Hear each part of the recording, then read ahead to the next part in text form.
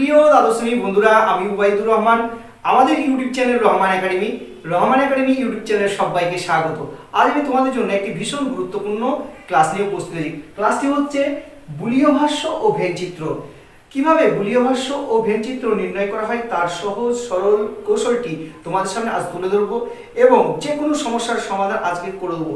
তো আজকের ভিডিওটি তোমরা শুরু থেকে শেষ পর্যন্ত দেখবে বুলীয় ভাষ্য ও ভেনচিত্র থেকে যে তোমাদের সমস্যা ছিল বা যারা নতুন শিখছো আজকেই ক্লাস দেখছো তারা অবশ্যই শিখে যাবে। কথা না বলে চলো শুরু করা যাক। প্রথমে আমি বলবো বুলীয় ভাষ্য এই নামকরণটা কিভাবে হয়েছে। বুলীয় ভাষ্য আধুনিক প্রতীকী বিজ্ঞানের জনক জর্জ বুলের নাম অনুসারে আইরিশ গণিতজ্ঞ জর্জ বুলের নাম অনুসারে, ঠিক আছে, বুলীয় ভাষ্য নামকরণ করা হয়েছে।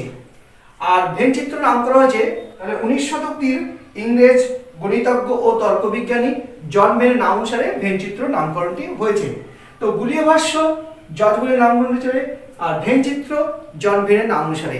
তো বুলীয় ভাষ্য কোনগুলা আর ভেনচিত্র কোনগুলা অবশ্যই তোমাদের সামনে তুলে ধরবো। তার আগে তোমাদেরকে কয়েকটি কথা বলে রাখি। এই বুলীয় ভাষ্য ভেনচিত্র করার আগে তোমাদেরকে একটি ধারণা রাখতে হবে শ্রেণী জিনিসটা কি, শ্রেণী সম্পর্কে ধারণা তোমাদেরকে ক্লিয়ার করতে হবে। শ্রেণী হচ্ছে সমজাতীয় ব্যক্তি বা বস্তুদের নিয়ে গঠিত জাতি বা গোষ্ঠীকেই বলা হয় শ্রেণী। শ্রেণী আবার দুই ভাগে বিভক্ত, একটা হচ্ছে শূন্য শ্রেণী আর অশূন্য শ্রেণী।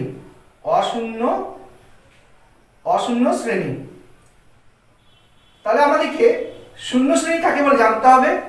সদস্যহীন শ্রেণীকে, যে শ্রেণীর বাস্তব অস্তিত্ব নয় তাকে শূন্য শ্রেণী বলা হয়, ঠিক আছে। আর অশূন্য শ্রেণী যে শ্রেণীর বাস্তব অস্তিত্ব আছে, যে শ্রেণীর অন্তত একজন সদস্য বর্তমান, তাকেই বলা হবে অশূন্য শ্রেণী। শূন্য শ্রেণী যেমন হচ্ছে সোনার পাথর বাটি, ঠিক আছে, মৎস্যকন্যা ইত্যাদি শ্রেণী হচ্ছে শূন্য শ্রেণী। আর অশূন্য শ্রেণী হচ্ছে মানুষ, গরু, ছাগল, চাঁদ, সূর্য ইত্যাদি, ঠিক আছে। এই শ্রেণী ধারণা অবশ্যই তোমাদেরকে জানতে হবে। তারপরে আছে তোমাদের পূরক শ্রেণী ও পরিপূরক শ্রেণী ও বিরুদ্ধ শ্রেণী। পূরক শ্রেণী বা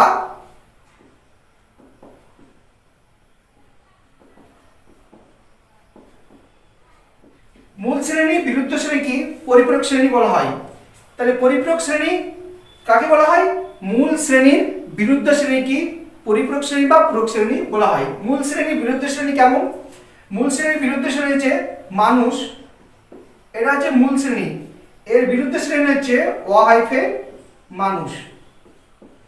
যে মানুষের মূল শ্রেণী আর পরিপূরক শ্রেণী হচ্ছে বা বিরুদ্ধ শ্রেণী হচ্ছে কি অমানুষ। তাহলে মূল শ্রেণী বিরুদ্ধ শ্রেণীকে পরিপূরক শ্রেণী বা মূল শ্রেণী বিরুদ্ধ শ্রেণীকে পূরক শ্রেণী বলে। তাহলে মানুষ হচ্ছে মূল শ্রেণী, এর বিরুদ্ধ শ্রেণী হচ্ছে অমানুষ। তাহলে আমাদের এইটুকু জানতে হবে। বিরুদ্ধ শ্রেণী না জানলে পারে তোমাদের বুলীয় ভাষ্যের রীতিনীতি অনুযায়ী কয়েকটা জায়গাতে প্রবলেম হতে পারে। এবার আমরা দেখব নিরপেক্ষ বচনের বুলীয় ভাষ্যগুলি কিভাবে নির্ণয় করা হয়। নিরপেক্ষ বচন চারটি, এ, ই, আই, ও। তোমরা খুব ভালোভাবে লক্ষ্য করবে। এস, পি, বার, এই শব্দটার নাম হচ্ছে বার সমান 0। এস, পি সমান 0 মানে এটা ইকুয়াল চিহ্ন এটা, হ্যাঁ। তাহলে S, P bar equal 0, S, P equal 0 আর এস, পি নট ইকুয়াল 0। আর এটার নাম দেওয়া S, P bar not equal 0।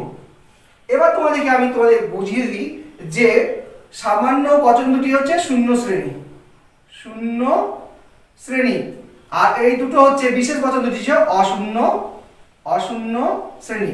তাহলে শূন্য শ্রেণী কোনটা, সামান্য বচন এ আর ই বচন। আর অশূন্য শ্রেণী কোন বচন, আই আর ও বচন।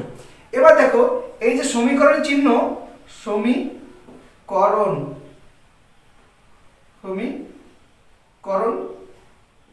এটা সমীকরণ চিহ্ন হচ্ছে এই চিহ্নটা সমীকরণ, আর অসমীকরণ চিহ্ন হচ্ছে এই চিহ্নটা। তাহলে সমীকরণ চিহ্ন আর অসমীকরণ চিহ্ন তোমাকে চিনতে হবে। এবার আমরা ভেনচিত্র অঙ্কন করার আগে আমরা কিছু জিনিস জেনে যাই, ঠিক আছে। তো ভেনচিত্র অঙ্কন করার সময় তোমাদেরকে মাথায় রাখতে হবে, আমরা জানি নিরপেক্ষ বচনে দুটি পদ থাকে, একটা উদ্দেশ্য পদ, বিধেয় পদ। এটাই হবে প্রতীকী বিজ্ঞানে তোমার শ্রেণী। মানে কি, একটা শ্রেণী হলে একটি যদি পদ থাকে তাহলে একক শ্রেণী, আর যদি দুইটি পদ থাকে যে দুটি শ্রেণী।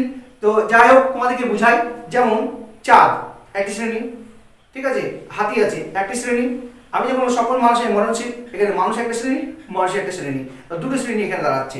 তো শ্রেণী কথাটা অবশ্যই বুঝতে হবে।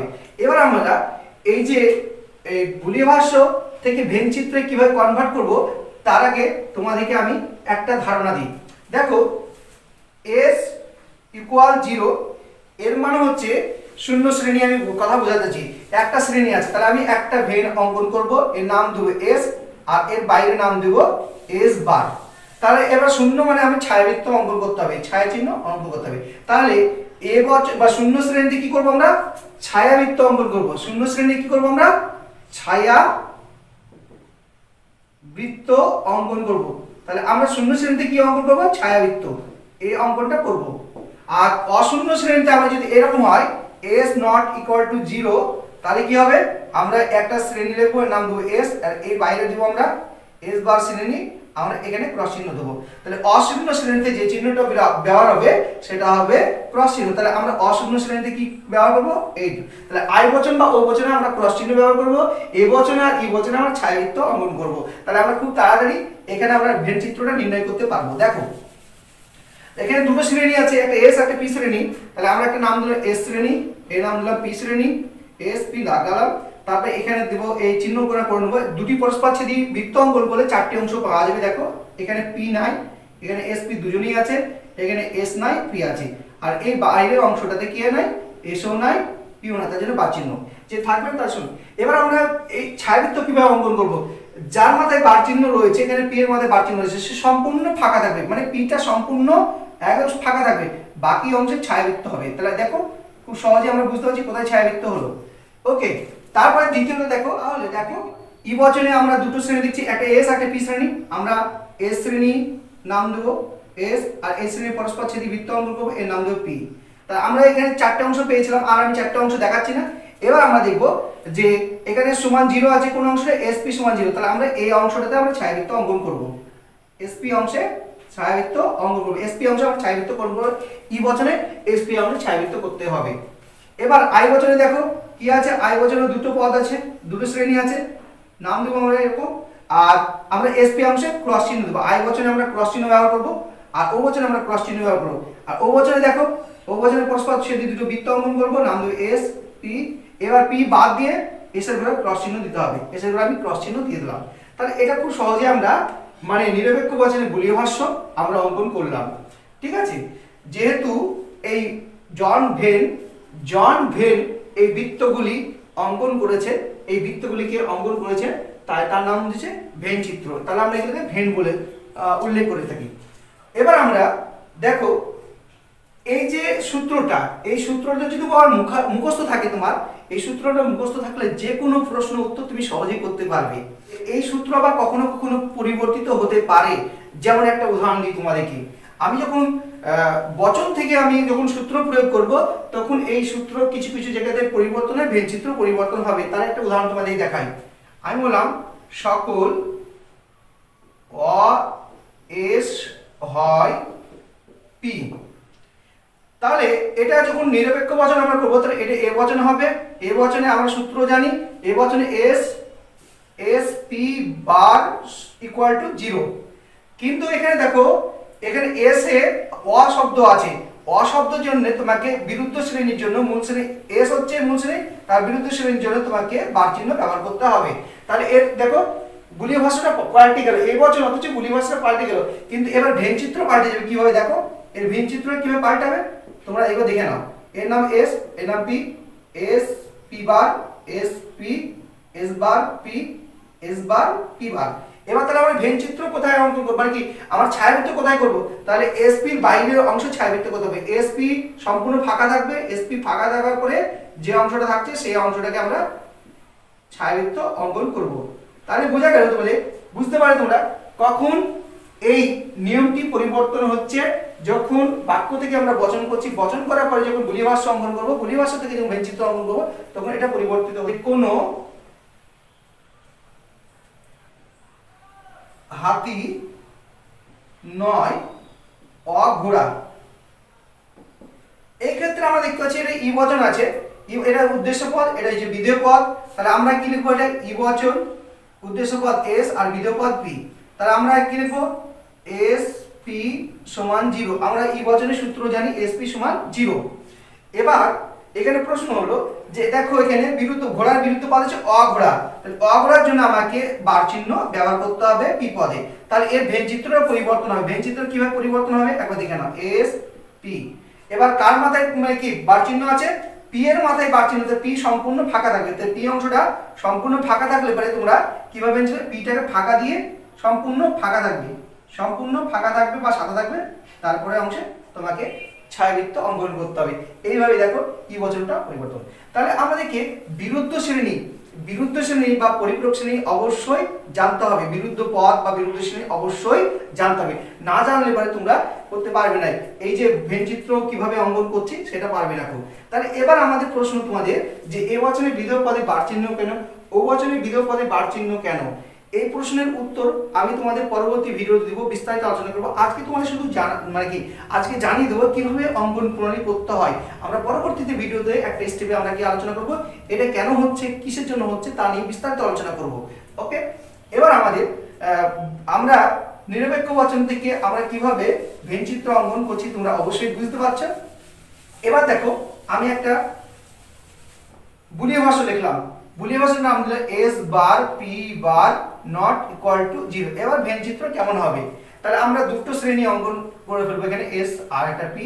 তো আমরা নাম দেব, এর নাম দেব এস, এর নাম দেব P, S S P bar, S P, S bar P, এটা হচ্ছে এস বার পি বার।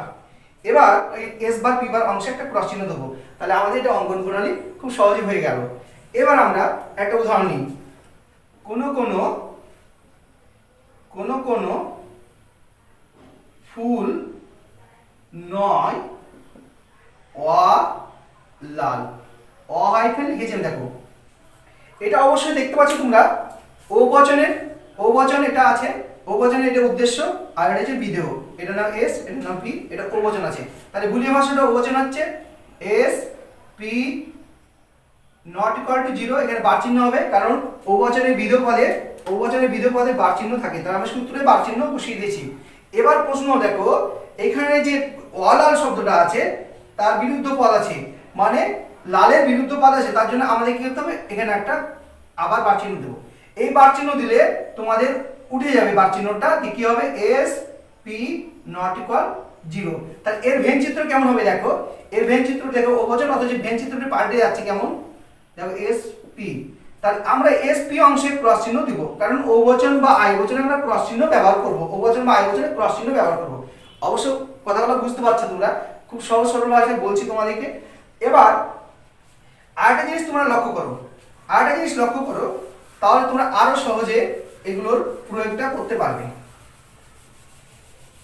দেখো এরকম S bar not equal to 0, তাহলে আমরা কি করব, একটা বৃত্ত অঙ্কন করব, এই বৃত্তর নাম দেব এস আর বাইরের অংশ দেব এস বার। তাহলে আমাদেরকে কি কোথায় ক্রস চিহ্ন দিতে হবে, এস বার অংশে ক্রস চিহ্ন দিতে হবে, S bar not equal to 0 বলেছে। এবার আমরা দেখো এরকম ভাবে আমরা অঙ্কন করব যে S bar P bar not equal to 0। এই ক্ষেত্রে কি হবে দেখো, আমরা দুটো বৃত্ত নিব পরস্পর ছেদি, ঠিক আছে।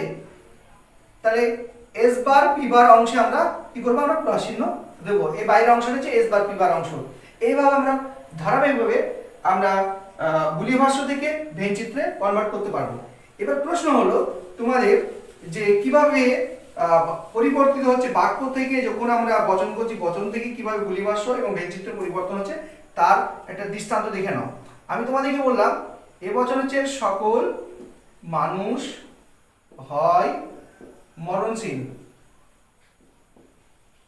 এর সোজাসুজি যদি আমরা বুলিয়ান ভাষা অঙ্কন করি, এটা বচন হবে এস পি বা নট ইকুয়াল টু 0 হবে, এর ভেন চিত্র এরকম হবে, ঠিক আছে।